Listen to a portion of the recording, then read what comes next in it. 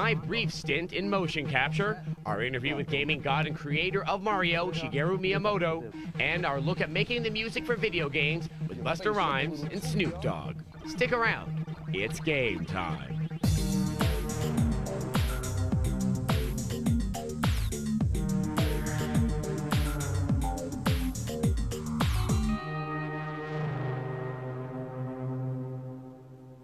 Hello and welcome to Extended Play. I'm Adam Sessler. Well, today on the show, we're going to look back on the year that was 2002, which really was a remarkable year for gaming. Now we're going to go through some of our fondest memories, many of which were informative, others were rather surprising, and one was a little bit exhausting and rather embarrassing. It all started as a rather innocuous look at motion capture. We've all seen skin-tight motion capture suits. We know these suits are stylish, but how do they work? To find out, we went to Sony's 989 studios in San Diego, California. 989 has done capture for years on titles like the NFL Game Day and NBA Shootout Series. Thank you very much for having us out here today, Dwayne. Let's just start. What's your best definition of motion capture? Motion capture, by definition, is the process of bringing in an actor or an athlete into the studio, suiting them up with a marker suit, having them perform things that they can do well that we want to have in our game as animation, and capturing that performance. What are some of the earliest examples of working with pro athletes? What was that like? At first, that was very exciting every time it happened, and now it's almost gotten to the point where it's another job that we need to do, and we need to do well, so we kind of look at it that way. It is fun to meet the personalities behind the famous faces, though, sometimes. Is there a professional athlete who had such a unique style that you really benefited by having him motion captured?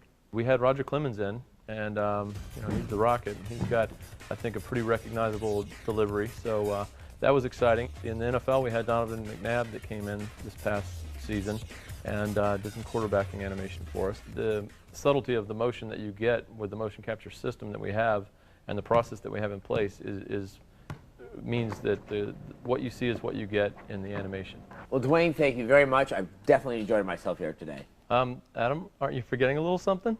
No, I haven't forgotten anything, no. Aren't you going to put the mocap suit on, though? No, I'm not going to put on the suit. No, do that. We got everything all set up here. Yeah, but I have to catch a plane and... Just put on the suit and no one gets hurt. Come on, Adam. No! Come on, let's go. All right.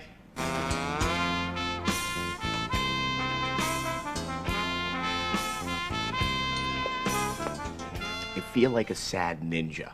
You look like a sad ninja, but let's go. So where have you taken me? This is the Sony motion capture studio. This is where all the magic happens. We've got the cameras around to capture your every motion by these guys right back here. So what is this I'm wearing? This is the motion capture suit. It's made to be really tight, as you can tell. I'm noticing. We have the markers on that represent the joints and the skeleton. What are the balls themselves made of? They have this kind of luminescent glow to them. Well, they're reflective tape, and what it does is it has what's called a cat eye reflection.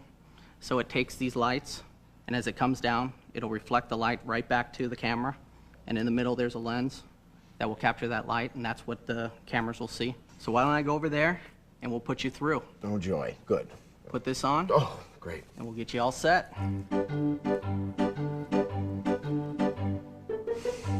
Now we want you to do a little jog for us. Jog. Action.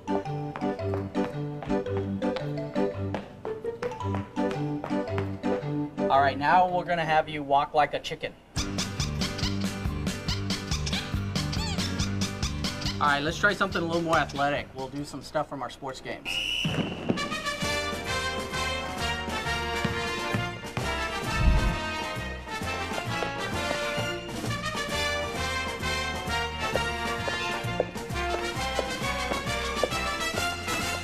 This is what we call the catch.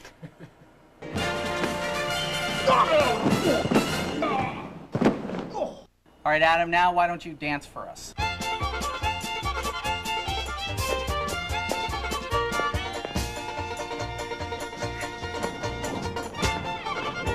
We're gonna have to do that one again. We didn't quite get that first one.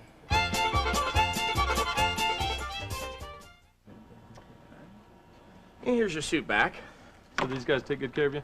Yeah, you could say that. So what happens now? The crew here will check the data, make sure it's all clean, and then we'll hand it off to the game development team to be inserted into the game. I bet we all can't wait to see that.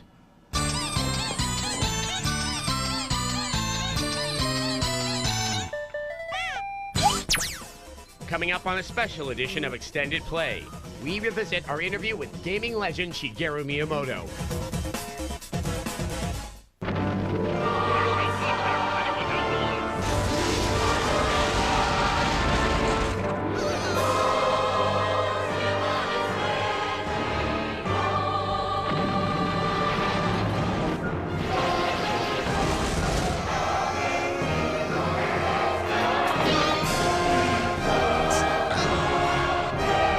Enemy unleashed. For showtimes, call your local cable operator.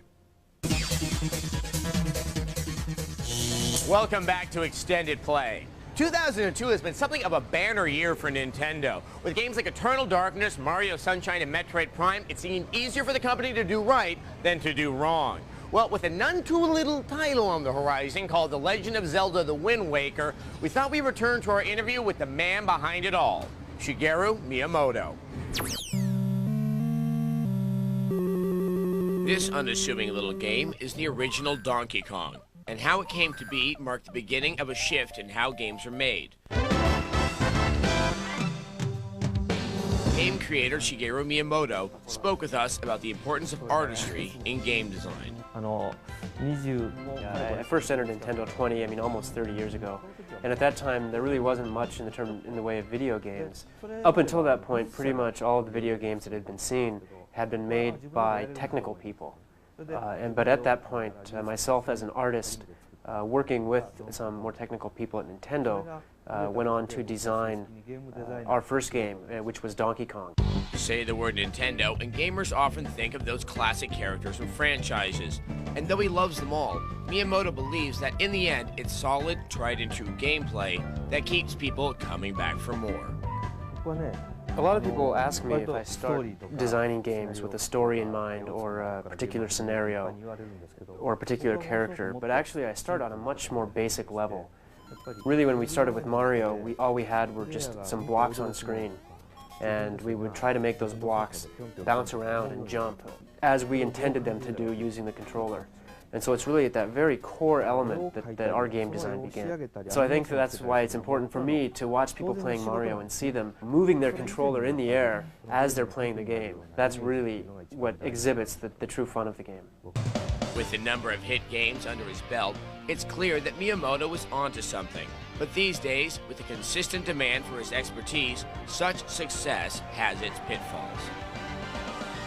Since I am taking on a much larger role within the company, there are a lot of games that I'm not directly involved in. What I do with those is I really look at the content and check the content and make comments on that. But the one thing that I think is a danger when you have one person who's overseeing all the games is that there's a chance that some of the uniqueness or flavor of those games can be lost. And for good or ill, modern technology has brought increased input from enthusiastic fans. And so now with mass communication being as prolific as it is, and the internet having the voice that it does, there is much more clamor from the user, and you hear a lot of opinions coming in from all around you, and a lot of pressure is put on game designers and game producers to really meet the demands of the users and to create the games that the users want. And I would really like to see more producers who are willing to break away from that and be more creative and create what they truly want to create. This is something the entire industry has to deal with. And to his colleagues and budding game designers everywhere, Miyamoto has this bit of parting advice. The one thing that I can say that I think is very important is that whatever you're creating, you should start by creating what you want to create and thinking about what you want to create, rather than trying to think about who you want to create something for.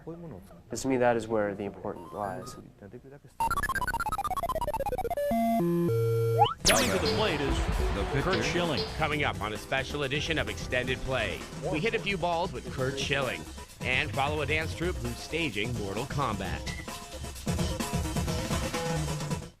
With a